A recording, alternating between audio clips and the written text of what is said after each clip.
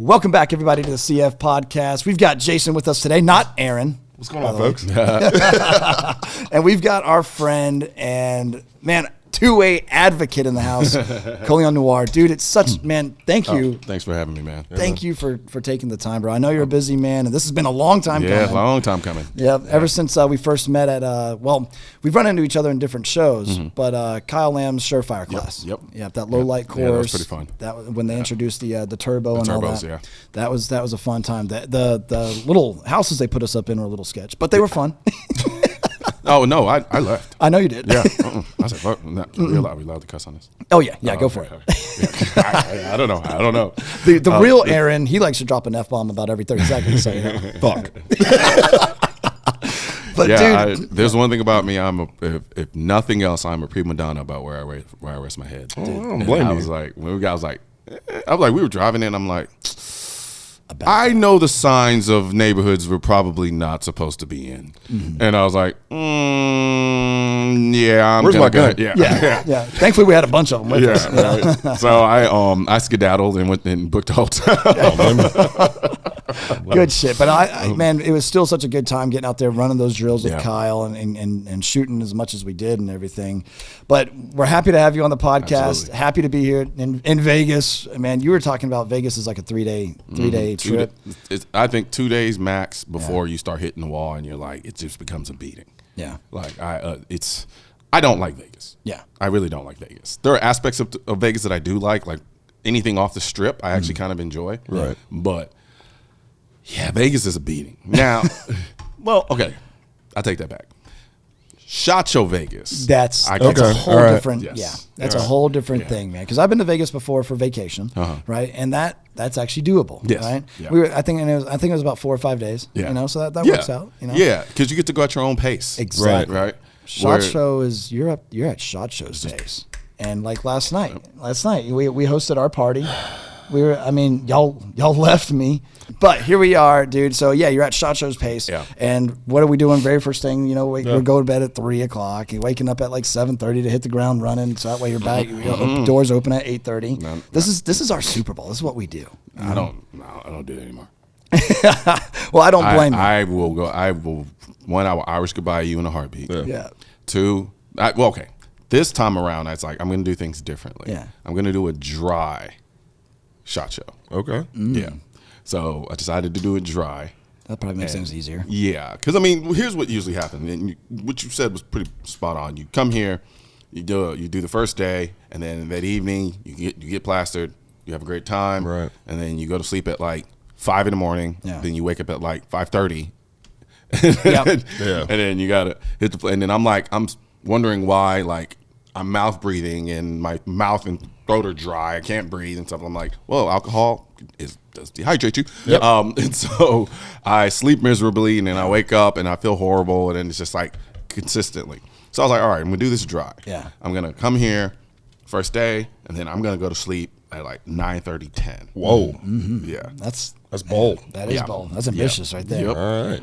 I did it. I actually slept pretty well, even though the sheets here are I'm in the Palazzo. Yeah. Yeah. And I'm like waking up damn near sweating. Yeah. I don't know why. It's like the sheets just insulate heat. Yeah. Right.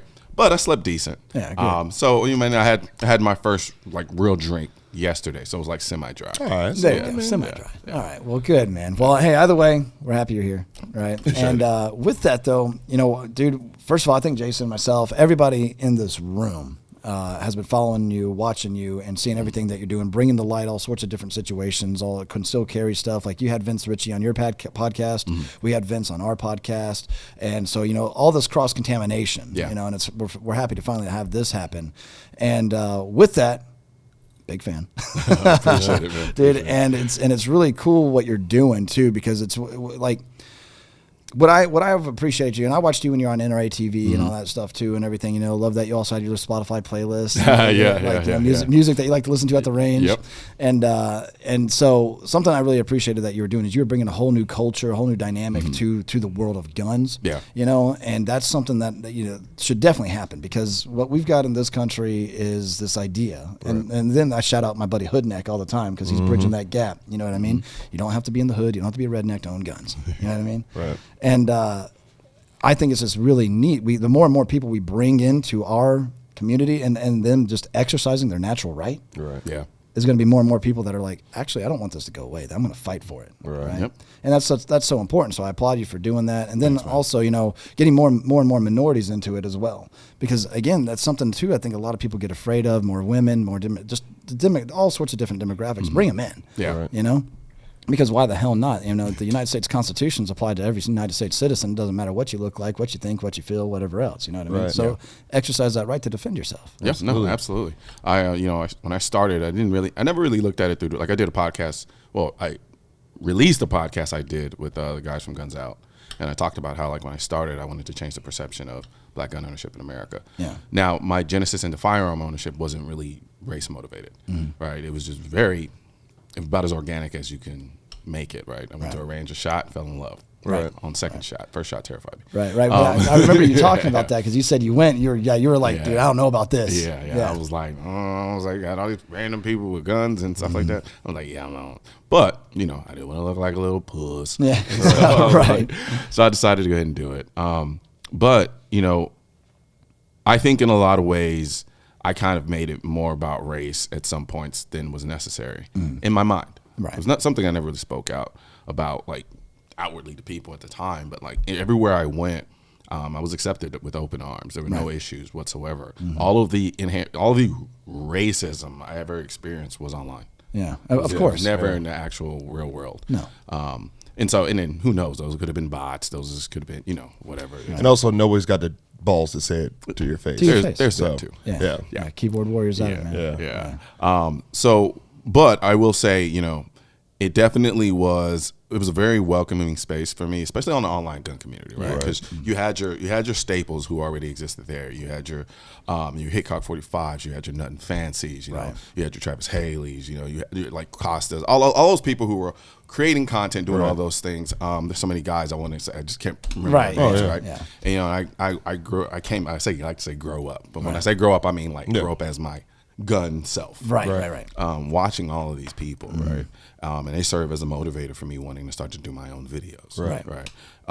And so it was definitely, and then as I started to do that and I started to grow, all of those individuals were like really, really, really nice to me. You know, they were very welcoming. They were very supportive. And then it just continued to grow from there. And then before I know it, I look up and I'm like, holy crap, I'm at the mill. Yeah. Like it literally was like, whoa, okay. Yeah. All right, okay, this is real.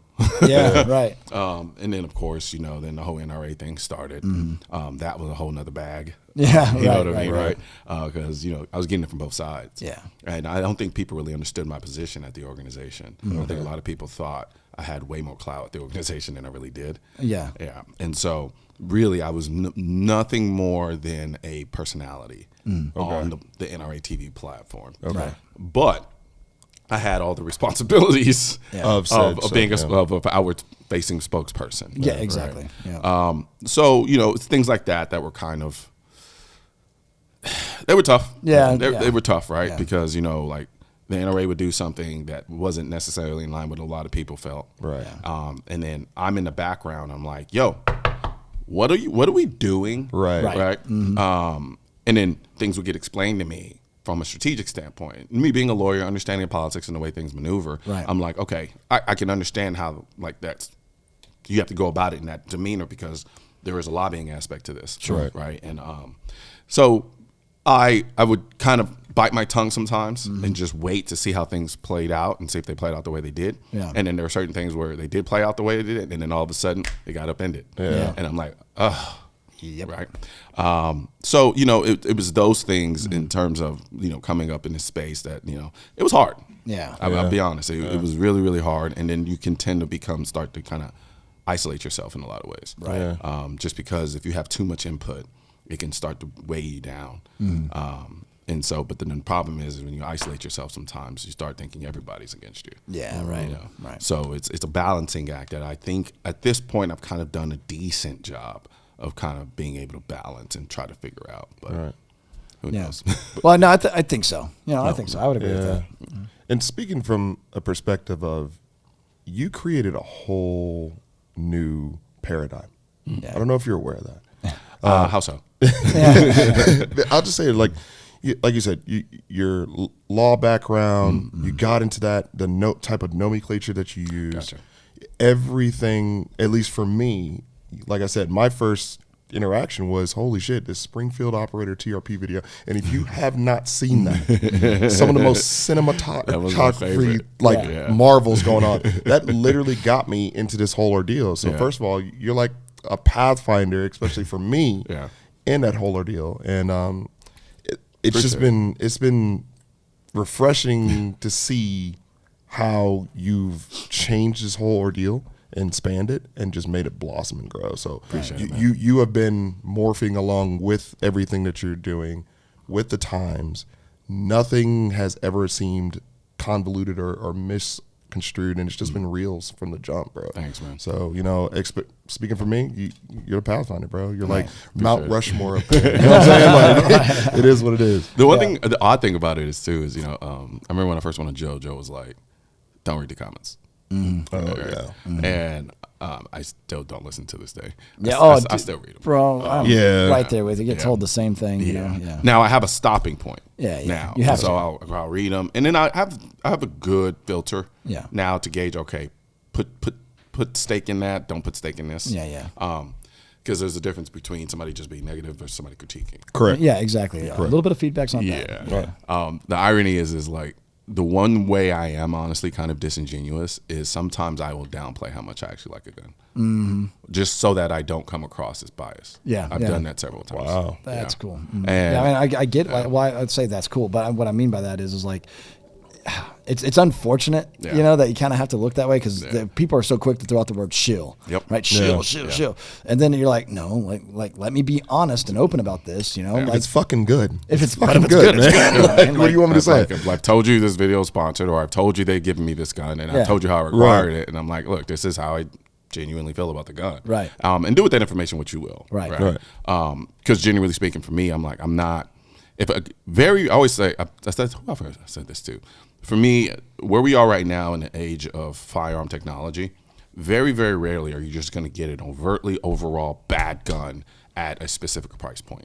Right. You can get some lemons here and there. You can get some things that have maybe some issues in it, but a gun that just does not work consistently across the board is very rare. So I have to create context for what I'm describing in terms of a firearm. Right. So because a lot of it borders on subjectivity.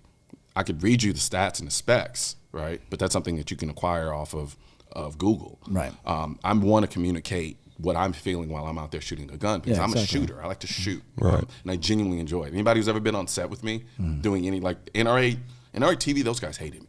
Yeah, well. They hated me. Oh my God, yeah. Because we'd be trying to film something.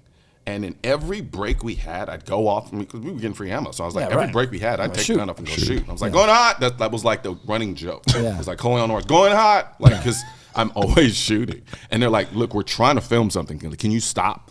So, like, why'd you bring all this ammo? Yeah, I know, right? But like shooting is something I genuinely have a passion about. Like, I don't know what it is. If there's a gun, I'm going to shoot. Right. I'm going to. And so I'm trying to figure out ways to communicate what I'm experiencing with that particular firearm.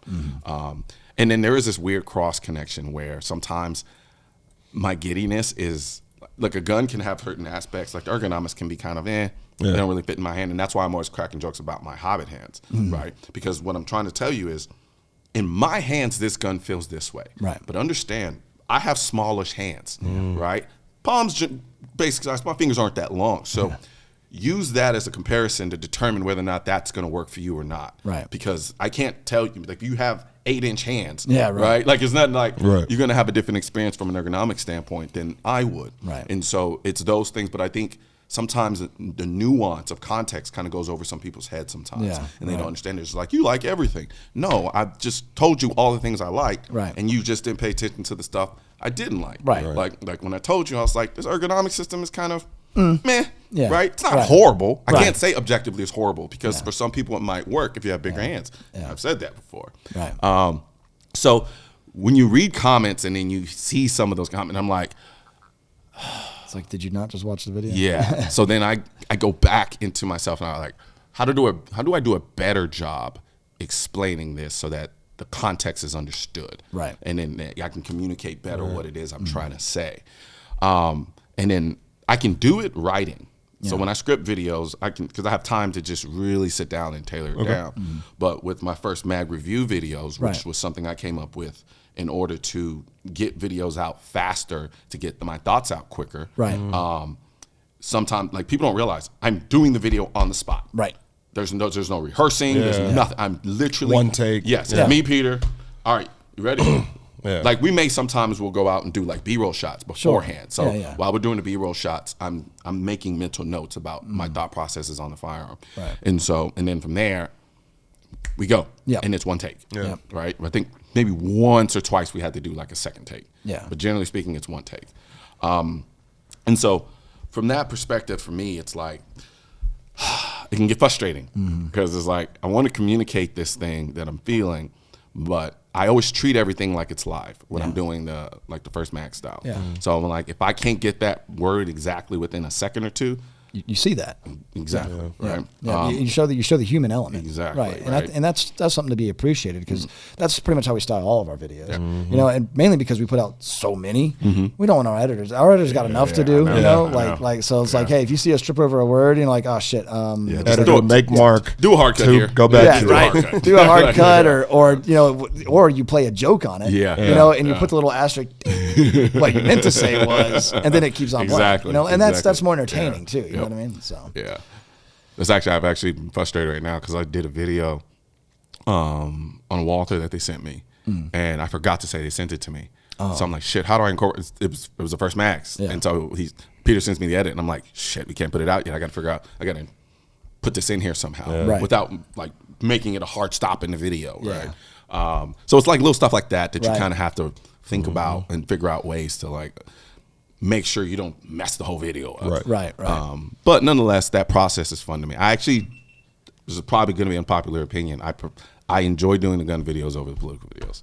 Oh, dude, no, I I mean, mean, it's- come on. I don't think that's like an unpopular thing. I think that unless you're being sarcastic there, and I just didn't pick No, up on it. that's not sarcasm. No, Yeah. it's definitely that is like my real motivator. Like that's my Yeah. pride and joy is to do those Right. types of videos. But the thing is, though, in order to enjoy doing the gun videos, you got to be able to fight for your right to be able to exercise your right to do those gun videos. Exactly. And so that comes with the ugly, nasty part of it is that fight that's continuous. And yep. so you've got to shine light on that, which you're doing a great job of. You know what I mean? Every now and then, you know, especially on our podcast, we'll talk about some stuff, and I think we bring to light some pretty relevant events and things like that. You know, like what's happening down on the southern border right now. We talked about that with Sheriff Mark Lamb, who was on here. Yeah. And you're like, yo, what's happening in Texas right now? Yeah, Yeah, because you're my hood. yeah, I was gonna say you're pretty close to that, you know. So it's like, and then I think Oklahoma just said we're co-signing with Texas. Yeah. And it's like, so are those the first two that are saying?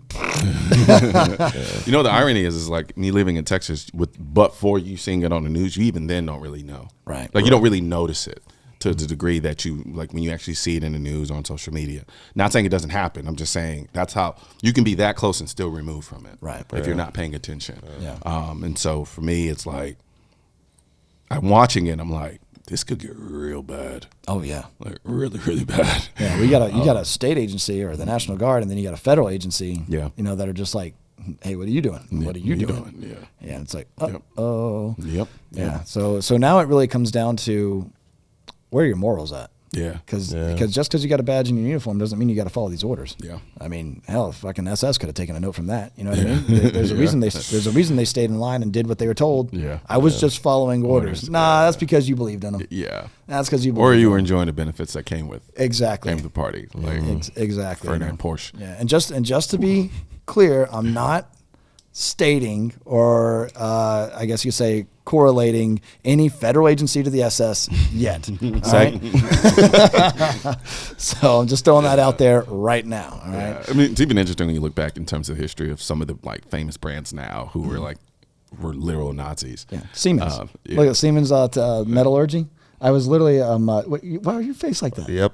No, you're correct. Yeah, There's so many companies. Oh yeah, well, because all right, the reason I bring that up is because a buddy of mine works for them, right? And he's like a manager over stuff, like a project manager or whatever. And I'll never forget, I was in Norway touring a Nazi bunker. That actually, dude, this thing was incredible. It's actually I can't remember the location, but they actually put literally a turret, a cannon, a gun from a battleship at the top of a mountain overlooking an inlet.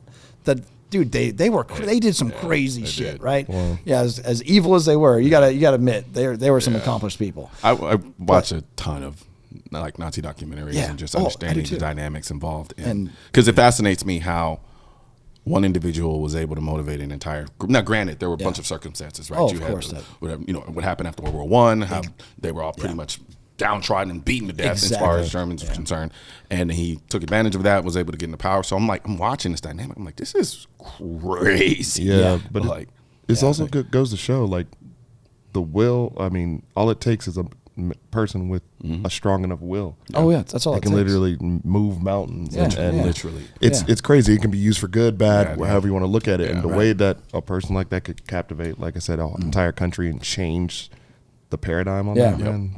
Yeah. But before we continue on that, going back to the Siemens thing, as I was touring that bunker, I saw like literally like an electrical outlet, like a breaker box or whatever, and right on the front of the Siemens.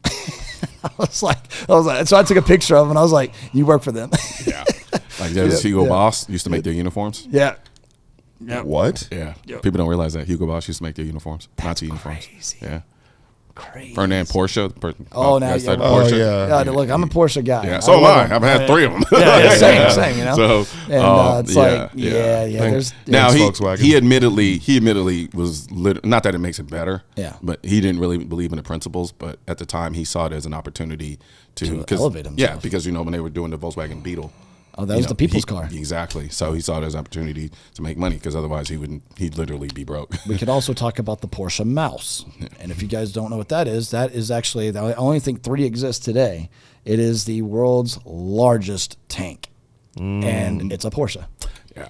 Yep. Apparently, he wasn't really good at that, though. No, it did not do it. They weren't really good at making tanks. Yeah, they developed it so late, and it was so massive that it first of all, it was so big and heavy, it had to be transported by rail car. And then it would take, dude, I don't know the time that it would take to actually get this thing mobile. Yeah. But they could never do it. That's why only 3 exist today, and it's pretty much just a hollowed out thing with a tube sticking out for a gun, And if you look it up, MAUS, Porsche Mouse, you're going to be like, oh my God. And then when you see a picture of it, you're like, yeah, it looks like a tank. And then you see the guy standing next to it, and you're like, dude, it's like as big as this room. Yeah. You know what I mean? And you're like, yo, that looks comfortable, actually. Unlike the tanks, even of today. Dude, I can tell you right now, I never want to be in a tank. No. I'm too much of a control freak. Yep. I have this weird thing about mobility. Even though I know my 2 little legs can only move so fast. Right. I just want to be able to run. Yeah. Okay. I want to be able to get. I need to be able to quickly get out and just because if I'm stuck in there and I'm like, there's a guy standing over there with an anti-tank military artillery. I'm like, I need to get out. Yeah. I need to bounce. It's a rolling coffin at that point. Oh yeah, and then you can slap as much depleted uranium on it and as thick as armor as you want or whatever. But you're like, dude, you are a magnet. Yeah. You think a vehicle is a magnet? Wait until you're in the middle of warfare and you're like, let's lob everything we got. AT-4. Yeah, right? Dude, all sorts of stuff. I mean, that's also one of my biggest fears is being stuck in a vehicle. Yeah. That's a big fear of mine. Yeah. Dying in a vehicle. Dude, I'm telling you. When I used to work at the police department, man, small world type stuff, it was actually, I was a 911 call taker and dispatcher.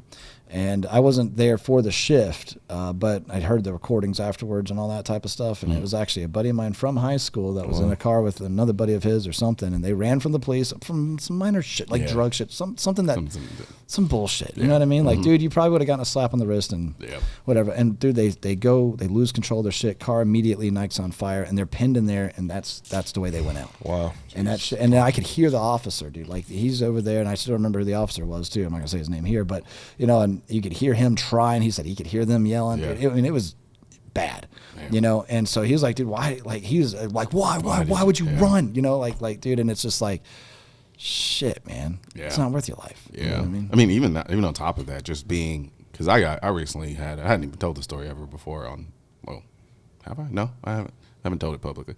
I had a situation in Dallas where I pretty much got chased by some dudes trying to rob me. Oh, shit. Yeah, and I was in the car, and so it was kind of my fault. I was out kind of late in my car. Are you like self victim blaming? Well, I mean, it was just like I was out late, and one of the cars are kind of track contention. Yeah. And in an area where it was known to it's not a bad area. It's just one of those kind of crossover areas where all the nightlife stuff happens and things like that. And I was out late trying to get some food. And even the little voice in my head even told me, I was like, dude, just order it. Yeah. Right? Just get the Postmates. Yeah. And I got in the car, I go out, and as I'm driving to the area, I get there, and so like if there's a little taco stand I was going to go to, and it's a two-way street, and then it's like a half cul-de-sac, so you can only make a right. So I was trying to find parking, couldn't find anything. So I come down, and I'm like, okay, I'm going to make a U-turn and come back up and see what I can find. As I do that, I make the U-turn, and then as I make the U-turn, I'm face to face with this grayed out Acura. Nah, bro. Right. And so now there were other cars though. That's the crazy thing. There were other cars. It wasn't like it was completely desolate. But what sparked it off for me was the car was completely blacked out. Tint. I'm like, who blacks out an Acura? Right. Tint wise. Like it just like, yeah, Hellcat, okay, something like that, right? It was just a regular Acura. So I'm like, but now my car's blacked out too. Yeah. So we can't see each other, but we can see each other. Right. So we're, know what I'm saying? Yeah. So I don't know what it was. Something just kind of spooked me. Yeah, that spidey sense. Yeah. So then they stop for a second, then they make a right. And then so right before I start to take off, I'm just watching them. And then they're kind of just slow rolling it. And I'm like, yeah, fuck these tacos. Right. Yeah. So I decided to come up and make a right. And then when I come up to make a right, start going back home, I noticed they've made the block. Right. So I'm watching it in my rearview mirror, and their car's behind me. Yeah. And so I see they made the block. So like 3 cars behind me. And I've been followed before. I've been followed multiple times. Jeez. And so I'm driving, and I'm noticing, I kind of know what it looks like when you're following me and trying not to look like you're following me, right? So you're usually about 2 or 3 cars back, but you're hedging the lane a little bit, right? And so, so as to keep an eye on. Right, exactly. Yeah, so I get to the light. As I get to the light, I notice I'm like, I think I'm just being paranoid, right? I'm like 65% sure. See, and that's something too, where your mind goes to try to rationalize it. Yeah, they try to rationalize it like, hey, it's not a big deal. There's no problem. This is just me overthinking. I'm just being paranoid. I'm being that crazy gun nut. Literally what I was saying to myself. Yeah. And so I was like, all right, let's do a couple of tests. So I'm at the light. I'm first at the light. They're like 2 or 3 cars behind me, and I can still see them a little hedged. And so the light, I told myself, when this light turns green, I'm gonna give it a little gas and see what they do. Yeah. So I give it a little gas at the light, not completely like burn out and take off, right, but right. just enough to get a little. Yeah. So as soon as I do that, they move over to the right lane, and I can see them starting to speed up. And so like I'm at 80% now. Right. So now at this point, I get to the next light. I'm getting ready to make a left turn, and I said, all right, I'm gonna make this left turn. If they make this left turn, I'm gonna run this light. Yeah. So I make the left turn. They make the left turn. I run the light. They run the light. They run the light. Yeah. Now I'm 100. Now I'm 100. Yeah. Now it's like, all right. Yeah. All right. Like, okay. So do I have the SBR in the back? Do I have the 365 here? So at this time, what did I have on me? I think I had the Springfield Hellcat Pro on me. Yeah. And then I had an HK USP Custom Combat with 18-round mags. Hello, Mike Lowry. I had that in the center console. Yeah. So at this point, I gun it, right? Yeah. So they can't keep up with me. Yeah. But at the same time, I'm thinking to myself, okay, first of all, the adrenaline dump. Yeah. That's the first thing that happens. The adrenaline dumps, and so I'm trying to stay calm and composed because I don't know what I'm dealing with. Right. So I take off, make a right, and I gun it. They can't keep up with me. The problem what's happening is I'm outrunning them too fast and doubling back too fast. Okay. So I'm outrunning them, coming around, doubling back, and they're seeing me cross over. So then they're like, oh, there he goes. Yeah. And then they do that. Did that a couple of times, and so I called dispatch because now I'm running red lights. Yeah, right? now you have to, because at this point now like, what the hell's going on? Exactly. You know what I mean? So you got to get them on the phone. Yep. And at this point, I'm begging to get pulled over. I never wanted to get pulled over so bad in my life, right? Yeah, like help me. So now I'm running red lights. I call dispatch. I'm like, hey, I'm being followed. They're chasing me. I'm telling her. She's like, okay, I'm going to route you to the police station. So initially I'm like, okay, let's do that. And then I'm like, I'm not really sure what good that's going to do. Yeah. Because once I get near the police station, they're gonna hang back. Yep. And they haven't really broken a law yet. Right. So there's not much I can do. So and then they're just going to hang back and wait for me to leave. The police aren't going to escort me home. Right. So I said, ma'am, I'm going to try something. If it works, you won't hear from me. If it doesn't, I'll call you back. So, Yeah. Whoa. I told her, I was like, I'll just call and let you know. I gave a description of the car. I said, so if you catch them on the flock cameras, running lights, that's me. Yeah. Right. So what I decided to do was, since I knew I could outrun them vehicle-wise, I decided I'm going to let them get closer. Because initially, I was trying to keep as much distance between me and them because I don't know if they're just going to start taking pop shots out the window. Right. Because in my mind, automatically goes, what's the worst case scenario? And that's what goes to my fear of being in a vehicle. Right. And I'm not in a position yet to just start dumping shots in their direction because they haven't technically done anything except follow me. Yeah. And who knows? It could just be a couple of kids like, let's just fuck with this guy. Exactly. Yeah. And to this day, honestly, if we're just going to be honest. Yeah. That may have been the case. Right. But I think what happened was, and I'll tell you through what I think happened. Yeah. So, and I'll finish this up quickly. So initially, what I did was I let them get a little bit closer, and then I made a right turn, and then I waited till they committed to the right turn, then I gassed it. Yeah. So now they're forced to go down the entire road before they can double back and see where I went. So I take off, I come around, and then I make like 2 blocks before they can see where I go. Yeah. I turn into my neighborhood and I position myself where I have 2 routes of exits. Nice. And then I just waited to see if they saw where I went. And then once I saw them, I could either go here or I can go here. Right. I waited. And so outside of the neighborhood, I see them fly by. I mean, at top speed. So I'm like, oh, they don't know where I am. Yeah. So I quietly open my garage, pull it in the garage, close the garage. Yeah. Right. Like 2 or 3 minutes, like say about 2 minutes later, I hear like 8 gunshots. Whoa. Yeah. So, So assuming that's all related, the gunshots, and dude, assuming that could have, again, you could go with the idea like this kid's fucking around and then coincidentally somebody's shooting. Yeah. Or these were kids looking to get into trouble and you were a target. Once they lost you, they found the next easiest guy, and they just happened to find a guy that's actually on his P's and Q's and was prepared and observant. This is what I'm saying too, guys. You got to keep your head on a swivel. Yeah, type of shit. that's having good situational awareness. For real though. And just saying that some things they teach you in defensive driving school or vehicle evasion tactics is if you're ever in a situation, make 4 consecutive right turns. Yeah. And if somebody's with you making 4 consecutive right turns, they are 100% following you. Yeah. So, it's that time to, boogie. Yeah, start thinking. I think part of what you said was true in terms of what I think happened. What I think happened is I think they were kind of it was opportunistic. Right. Absolutely. Saw the car, saw them, and they're like, okay, we got someone slipping. Yeah. Right. Because in the area, they're assuming it's just probably, somebody who's not really paying attention, and what I think happened is they were kind of following me to see where I was going to go. Yep. I think when I took off and ran the red light, I kicked in their prey drive. And then they were like, go get that motherfucker. Yeah. That's what I kind of think happened. I don't think they even had a plan about what they were actually going to do. No. Right. But and even at the time, I thought to myself, because some people were like, well, why did you stay so close to where you were living? Why not get on the freeway? You're familiar. And that. And 2, I realized I can outrun them street to street. Right. On the freeway, modern cars are pretty fast. Oh, yeah. Right. So in order for me to get on an open highway to outrun them long enough where they lose sight and I can get off and turn around without them seeing me. Book it. Exactly. Especially at nighttime. For a long period of time. Yeah. So And that's asking for it, too. Exactly. And that's an accident waiting to happen. Yeah. And now you're dead. Exactly. Yeah. Yep. Exactly. Yep. Yep. And so, because I'd have to do literally like 170, 180 consistently for about 5 minutes while they're doing 120. And all they're doing is just trailing your taillights. Yep. Exactly. That's it. And you're in a more populated area in Texas. Yeah. And so, trying to do that. Exactly. And all it takes is one person doing a lane change is you're trying to, and then all of a sudden now not only are you dead, so it's some random family, and it's just asking for it. So in the familiar routes, like that makes sense too. Go to the areas and then hopefully these guys are away from where they know, because they're looking for that opportunity. They're looking for that easy target. Yeah. Was it an accurate TL? Yes. I rest my case. Wait, so why did you ask you that? That is like the standard sketch mobile. Like a TL with the window slightly cracked on the passenger side.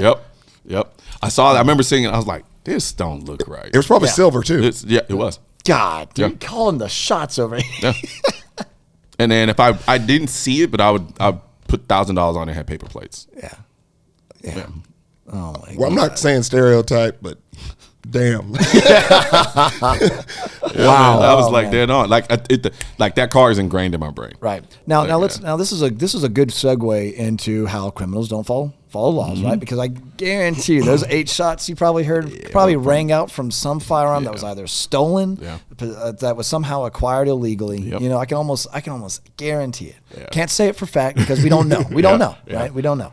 But at the end of the day, policymakers, representatives would be willing to limit you, who ultimately is a law-abiding citizen, until you're put in a threatening position where you have to run some red lights or something. Which okay, right? You're not out freaking getting shit faced and running red lights. You're over here trying to avoid what could potentially be a life-threatening situation. Yep. However, policymakers would be so adamant, just like what they did to Vince in California. You're limited to 10 rounds, even though these guys probably got their Glock 40 problem solver. There's probably 4 of them in there. Yeah, if I'm exactly. not mistaken, right? So it's 4 guys in there. I'm in there by myself. Yeah, I got 2 guns, but total, I probably am running 36 rounds, if that, and that's assuming I can get to the other gun. And what if they have a switch? What if they have a switch? Exactly. What if I mean, dude, even without the switch, even if it was just 2 people, you have a driver that can focus on driving, you got a passenger that can focus on shooting, here I am, and here you are on your own having to do both, Yeah. right? And so, vehicle evasion and maneuvering in and around a vehicle and how to shoot from a vehicle. There's a good thing. And that's also why I tend to keep a rattler at hand's reach whenever I'm out and about. I just need a force multiplier. That's the way I see it. Because I'm usually out by myself, and like you said, if they're running with switches, I have rattlers. Yeah. Like I mean, I don't have switches, but the best I can do is give me a rattler. And part of the reason is that's because it's the most compact size I can get out of a rifle round. Yeah. Right. And be able to keep it with me and go. And I have them, having my lock case and stuff like that. So.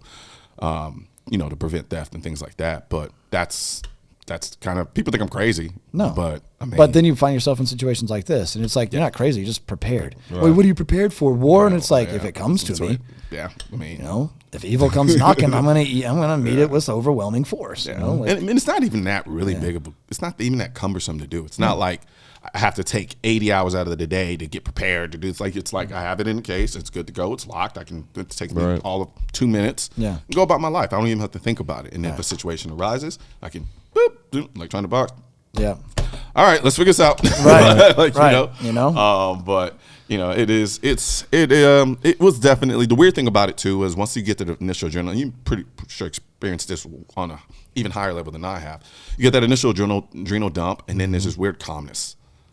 Once if it goes on long enough, you kind of, it's like, okay, this is the shit I'm in. This is what's going on. All right, let's figure this out and let's process this. Yeah, you get a certain level of comfort. Yeah. Once you start accepting too, like, this is where I'm at. Yeah. All right. So how do I get out of this situation? Right. I gotta be cool now. Yep. And and not everybody is made to work that way either. And that's why you see people freeze. Yeah. And that's why it's good to get into these situations, because you can't ever actually train to be in that exact moment. You can't. Yeah. But what you can do is try to go ahead and mimic it to the best you can. So if you can go ahead and do some wind sprints and then try to get shots on target, what you're ultimately doing is mimicking stress. Or you are stressing yourself out. Exactly. Because that adrenaline dump is a different level of stress. Yeah. But I mean, it'll at least get you close enough to it where he's like, okay, this is because I know what my body's going to do. Right. Like, I already know I'm going to get a massive dump. I'm going to be terrified. Yep. And then once I can kind of calm down for a split second, then I'm like, okay, now let's think this through and figure this out. Right. So imagine because I'm guessing you're driving a manual. No, I wasn't. Okay. Yeah, so let's throw that in there. You're going to have to try and retrieve the gun while popping that thing in reverse, and then 2 dudes get out as you're trying to do it, and then now you have to work your imagine clutch. You stalling in that situation. Done. And then you lose all power, you lose all steering. It's a wrap. You're barrel rolling out that bitch. Right. Yeah. Now it's a vehicle bailout. Yeah, seriously, because I'm like, I don't want to be like cars and bullets. I'm just like dude, that's exactly what we were talking about with the tank. It's a bullet magnet, man. And this is why people too, like, it's such a good idea for a vehicle bailout to start practicing that type of stuff, even if it's just your pistol. Like, it's fun to do it with the carbines and full kit and all that stuff. It's fun, and it's also great exercise. But in a more practical situation, if you're like me, you got your 365 in your appendix and your spare mag, right? And it's really good because, dude, all it takes is a couple rounds of the engine block too. Now all of a sudden you aren't mobile. Yep. Right? And I'm of the mindset where I'm like, 2 things that I think people should do more often is, 1, figure out how long it's going to take you to get to your gun while it's on you in the car. Yep. And 2, keep a gun on you in the car. Because I know some people, they'll get in and they'll put it in their center console. No. And when that stress environment comes out, you're going to forget the gun. Yeah. You're going to bail and you're going to realize, shit, I don't have my gun on me. Yeah. But then also a lot of people don't realize is it takes a lot longer to get to that gun when you have a seatbelt on. Yeah. It takes a lot longer than you think. Yeah. And so sometimes even when I pull into my garage, it's been funny sometimes. I'm like if I have a female friend with me or whatever, and I'm pulling into the garage, there's I have on the left hand side, there's a target. I have a target there. Right? It's a silhouette target because sometimes when I come in, I'll practice it. I'll unload the gun and then I'll put it back on me, and then it's like, okay, how fast can I get to the gun? Try fire up. Because you don't realize so many little things that you have to overcome in order to be able to get to your gun fast enough. Right. And in all, like I said before, keep a gun on you. Absolutely. So I always have a gun on me, and I have a gun in the car. Yeah. Like that's all the time, because if you do have to bail out of that car, dude, stress is such a big important thing. Yeah. Again, that adrenaline dump that you're talking about, man, that hits. All of a sudden, you're thinking, all right, what's the first objective? Get out of the bullet magnet. Yes. Second objective, engage target. Oh shit. Yeah. There's a rock. Right. Yeah, exactly. Now third objective, get back to bullet magnet to retrieve bullet thrower. Crap. You know what I mean? So keep a gun on you at all times. And typically I put my shirt behind my gun. Yeah. And I used to put my seatbelt behind the gun too. Then I've did that before, and then I pull up to valet or something, and then I forget I did that, and now I'm stuck, and I'm like, oh, give me a second. Like, this is awkward. That's something to do. You guys do it the safe way, man. I'm gonna snitch on myself, and please, no police officer. I'm very bad at putting my seatbelt on. Oh well, I am not the guy. Yeah. I really am. I just want maximum speed. I mean, I drive a huge 250, and I got my M3 as well, and my M5. But my 250 gets most of the duty. So I'm just like, oh. But this goes to say, you don't ever rise to the occasion. You just sink to your lowest level of training. And I've realized, and I remember when I think back to that situation when I was being chased, I think nothing works unless it's stupid simple for me. I'm processing so much information. Right. Everything else needs to be either automatic. I've done it or have the reps to do it so much that's automatic, or it's so simple I can't mess it up. Right. And so that's why I put the little silhouette on there just to get the reps in. Now, look, it's going to look weird if you have somebody who's never been in your garage and you pull in, they're like, why do you have that up there? Yeah. It's not your business. Yeah, right? Exactly. But yeah, and I realized everything needs to be gross. It needs to be gross. And the fine motor skill stuff, forget about it. It needs to be gross. I need to think like a caveman almost. Where it's like, grab, go, run. Exactly. That's it. Yeah. Because your mind is just processing so much shit. So much shit so fast.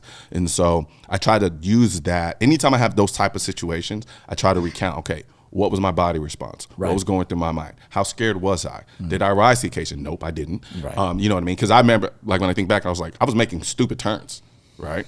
And I'm like, this doesn't make sense. Why are you doing this, right? But in the moment, it was panic mode. What's going on? Exactly. Right. And I won't even call it panic. It's just you're trying to figure it out. So your mind initial response. I have extreme ADD. Yeah. So I've got to always try to do something which puts my mind at ease to make sure I'm at least making the next move. The next move. So Sorry, I didn't mean to turn this into Colion Noir Diaries. No, well, it's a great topic. It's a great topic because, again, this is also another situation that you've lived, I assume, recently. Yes, and, very recent. Dude, and it's like, guys, what people say, what are you preparing for? And it's like, everything. Yeah. You know? So I ended up having to move as a result. Yeah, really? Whoa. So there's more to the story. Yeah. So what ended up happening is I was for the longest time living in I was hiding in plain sight. Okay. Because I'm a city rat. Yeah. So I like living in the city. So I was living in the city. You could walk right up to my front door. Yeah. Wow. Just, hey. And I'd done that for a while, right? And what ended up happening is after that situation happened, a month goes by. And then I go back to the same place, the same area, but it wasn't as late. But I go there, went there for dinner, and I'm in my complex, and I'm noticing. So at this point, I'm getting ready to drive into my garage. Yeah. But then I see there's a little gate that people go to walk their dogs, to go outside and stuff. I see a white Camry, and I was like, something in my brain was like, don't pull into your garage yet. Yeah. So I circled around. They were still there, and the thing is, it wasn't odd. It wasn't that odd because sometimes there's Uber Eats drivers and Ubers and stuff like that. And so I was like, drive around. I was like, just don't pull into your garage until they leave, right? I don't know. It's this weird small voice in my head. Just like, just don't pull until they leave. So I circled around 3 times, and they were still sitting there. So I was like, let me just go see what they're doing. Right. So I'm getting ready to pull out of the neighborhood, and then this car just like beat up. I mean, completely, damn near wrecked. Black car, completely blacked out tint. As I'm pulling out, it's pulling into my neighborhood. And I remember, I noticed for like a split second, it hesitated when I pulled out. And so I was like, what the fuck is that car doing pulling? I know all the cars in my neighborhood. Right. I don't know what the fuck is that car doing in my neighborhood. So it was pulling into my neighborhood. I pull out. And as I'm getting ready to turn onto the street, I just poked my nose out. And that white car gunned it. The one that was sitting outside gunned it. Wow. And I was like, oh, I don't like that shit. Somebody was on the phone. Exactly. Yeah. So after that, and about a week later, I moved. Yeah, I don't blame you not one bit. And part of it too is honestly, that was just the catalyst. That was like the straw that broke the camel. What's the fucking camel's back? The straw that broke the camel's back, right? That was the boiling point. Yeah, there you go. Because for me, I know, and it's things that you guys, I'm pretty sure, have to consider too. Like, it's a different age now in terms of being. I don't want to call it celebrity, but more just public. Yeah. Because with the age of YouTube and so forth and so on, you have the problems of real celebrities now. Right. Yeah. Because now you have to deal with the fact that people know who you are. And then people know who you are when you don't know that they know who you are. Right. Right. And so I realized, and I was told myself, I'm like, dude, this hiding in plain sight thing can only last for so long before someone's like, oh, that's the guy who does that and him. Let's go, And I needed to put a barrier between me and the public. Right. And so within that week, I moved. Yeah. And did just that. Put myself in a stupidly secure building. I mean, to the point where you can't even get to the floor unless you do a retinal scan. Yeah. Wow. It's crazy. But it's some people, it's like, who do you think you are? And I'm like, a target. Exactly. I think I'm a target. Right. Yeah. And bro, these are the same people that think that Epstein didn't kill himself. You know what I mean? I mean, because like, who do you think you are? It's like, dude. I mean, hell, it happens. Shit, dude. Look, man, I've only got like 26,000 followers on Instagram. Right? Obviously, the face majority of the time here on the YouTube channel, and I got people that comment like I put up a cute little video of me doing donuts in my 4Runner in the snow. Yeah. And they're like, dude, where do you live now? Well, I'm like, why do you think I'm going to tell you that? Yeah. And I'm like, and they're like, I'm like, I don't know, someplace that gets snow on occasion. You know what I mean? I'm just like a lot of other people in the world, like maybe I like to travel some, Exactly. And, but people are so quick to pick up on other things too. Cause I had somebody DM me and it was like, dude, those woods look like you might be in my neck of the woods. Right. The way they can triangulate your position based on the smallest detail in pictures and videos is insane. There's a dude who's on social media. There's a dude who's on Reddit who does that. Yeah. He will, like, somebody took a picture of a hot dog standing on a corner, and he literally was able in a matter of 15 minutes, hey, you're standing on this block right here, right then and there. Right. So I'm pretty sure you have to do like almost like a secondary scan of your social media. I absolutely do. Where you're doing, because you could be downstairs in the valet, like when I saw you last night, like take a picture of the ground. Somebody like, that's the corner of this one. I was just there. Exactly. But then you really have to take it in consideration that, hey, I try not to do it anywhere where I'm at home and anywhere close, because somebody's gonna get that, bro. Dude, I mean, and think about too, because I mean, criminals are going to do anything they can to elevate themselves, right? And we were having that conversation with Deer Meat for Dinner, and he was explaining to something else off camera how savvy poachers are. And he's like, dude, there's things we like we had to edit out, couldn't talk about exactly, because it's like it came up in conversation naturally, but it's like a keen poacher will say, oh, that means this population of this type of animal is in this area. And it's like, and if we throw up a clip that he's talking about from one of his YouTube channels, and then you put in the like saying, oh, okay, well, this type of animal, it sounds like there's going to be a couple more of them now in this area over here, and they can straight up be like, and they take multiple, they listen to us. So this is something too that we got to be really careful. You don't know who's listening to you. You don't know who's listening, and so you want to believe that everything we're trying to teach, everything we're trying to say is going to pure ears. Yeah. But you can't control it. You can't control it. Yeah. So I'm like, generally speaking, if I'm talking to you about a location, you ask me where I live, or I'm usually lying. Oh yeah. I'm probably lying. Right. Yeah. I mean, it's just because it's just enough things have happened where it makes me go, and I'm naturally paranoid. I've kind of always been that way. And so now you add on the visibility component. Right. Then it's like, even going out, right? a lot of times, like I'll be out sometimes and you get comfortable because you're not like, I don't see myself as a celebrity. Okay. So I can go out and be out and then I'm sitting there and then someone's like, and I'm having dinner or something like that. And someone's like, thank you for everything you do. I love your channel. And then it just kind of catches me off guard. Now, granted, that's positive. Right. But what if there's a negative? What if there's someone who has bad intentions who knows me and I don't know they know me and they're watching me and I don't know they're watching me? So it's things like that that I have to kind of be cognizant of. And that's why I think naturally, that's why I picked up the car store, because I'm always kind of naturally in a state of orange. Yeah.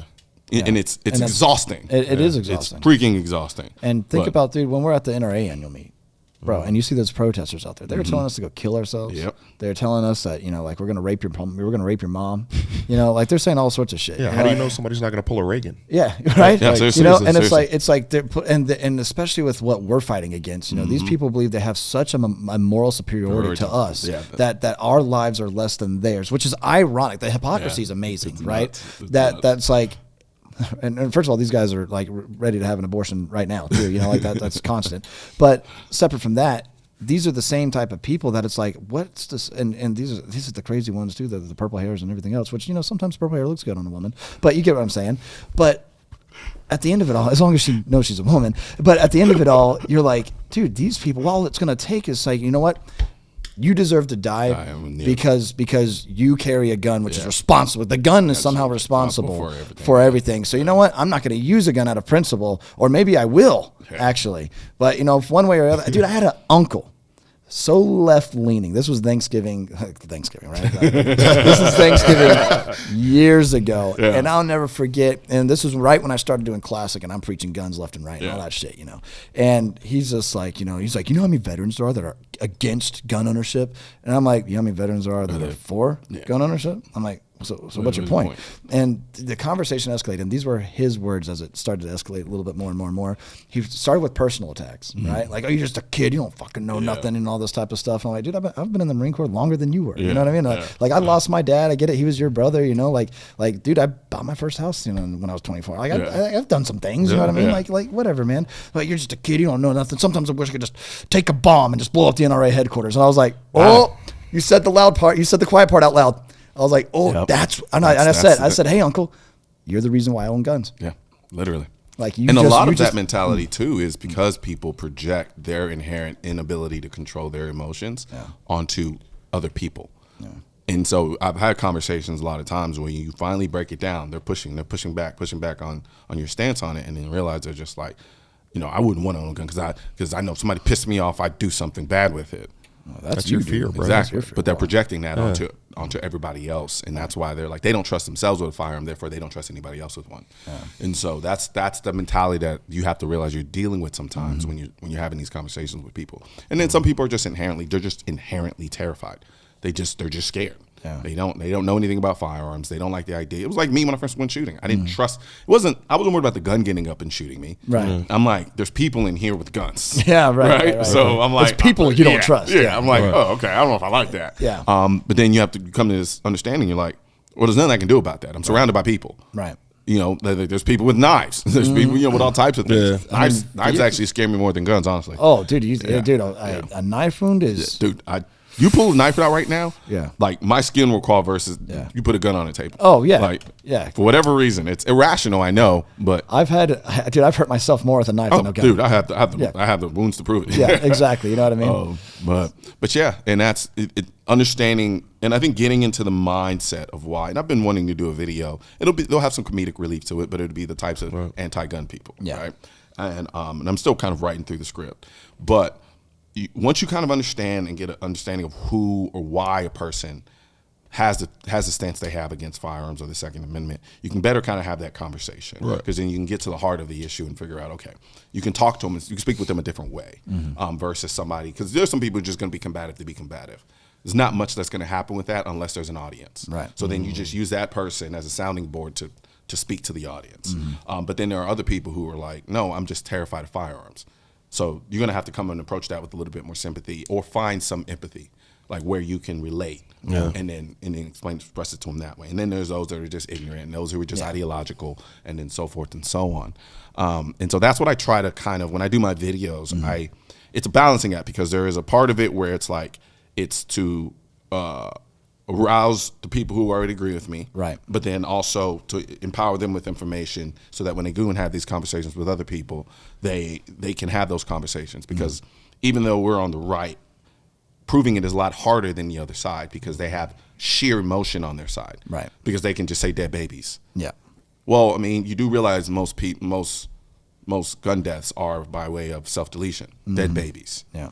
You do realize that 1.6 million people use firearms every year to defend dead babies. Right. You get what I'm saying? Yeah. And so trying to figure out how to navigate that type of, because they will always, if you notice it, and I want people to pay attention, it will, even when it doesn't even matter. Yeah. It's like, we need background checks, we need red rentals, and we need to protect our babies. Right. Like it's always dead babies. Yeah. That they stand on dead babies. Oh yeah. To prove your point. The graves of children are something that are often treaded on because of some sort of moral support audience. Exactly. So, again, moral high ground. Yeah. Which again is sad, but what they don't understand too is like, yo, how about a well-trained, or not a coward? How about that down in Florida? How about a well-trained individual with a fold AR in his backpack responding adequately? Well, I think too, that's where the political side comes in. Because, so I get some people who are like, because at the end of my videos, I post that, I say guns aren't political. Yeah. And they're like, but you're wearing a Let's Go Brandon shirt. So how is that? And I'm like, the point I'm trying to make is they should not be political. Right. But they are. And so that's when you start getting into the political component of it, where it's like, what was the point I was going to try to make? So individuals, what ends up happening is that there are people, this is really about how much do you trust the government, right? And so there's a demographic of people in this country who they feel better with the government monopolizing the ability to be violent versus the people having the ability to be violent. Right. And then there are other people who are like, I don't trust the government to have the monopoly over violence. That's right. And then so inevitably when you look at it, what does that break down to? Left and right. That's really what we're talking about here is how much do you trust the government? Right. That's what we're talking about. Right. And that is cleanly split down the middle between left, right, Democrats and Republicans. Yep. That's what we're talking about. So that political component is unavoidable because it's ingrained in ideology of how much do you trust the government. They're okay with the government having all the guns because they don't see the government ever getting to a point of saying, oh, the government's going to do bad things to us, right? Whereas other people are like, no, I don't trust them for shit. Neither did the founding fathers. That's why we have the structure we have in this country and why we have the Second Amendment. Right. So how about you empower yourself, because there's a lot of responsibility that comes with owning a firearm that a lot of those people don't want to take on. Right, because they're mentally lazy in a lot of ways. Oh yeah, and so they don't want to think about. I don't want to do it. I just let the government handle it. Right. I just want to live and just relax and just be chill, man. Just do my own thing. And I'm like, cool, do that, but just understand that there are going to be people who are going to try to take that way of life away from you. Right. And those people could be the government sometimes. Sometimes I would say throughout the course of history, we have seen more mass genocide, mass homicide through a government that has this monopoly ownership of violence. Yeah. And government is responsible for more death than any individual with an AR-15 at the end of the day. But then the same government will tell you you need more than an AR-15 to take on a tyrannical government. So then why are you worried about my AR-15? So why are you so worried about it? Why is it a problem? Right, and I'm pretty sure the dudes in flip-flops in Afghanistan the past 20 years kind of proved that point that was wrong. And that's the thing I think people need to understand. And then also a point to point out too is like a government is useless if it's a government of rubble.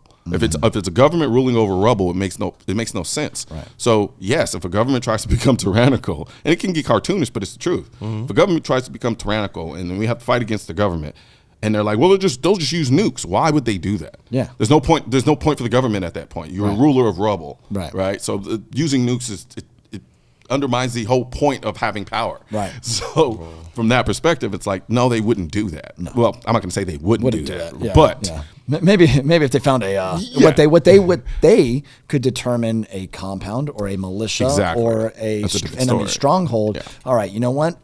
This little bit of a population loss will be understandable, so that way the majority sees, look what we have the power to do. Yeah. And I'm not even a conspiracy theorist. Not a conspiracy theorist. I'm just looking at history. Exactly. You're just looking at, I mean, and you would think, too, with as much as people criticize how we treated the Native Americans and stuff like that, the United States government enacted gun control for the most racist reasons alive. All gun control, I believe, is racist. Thank you, Maj Touré.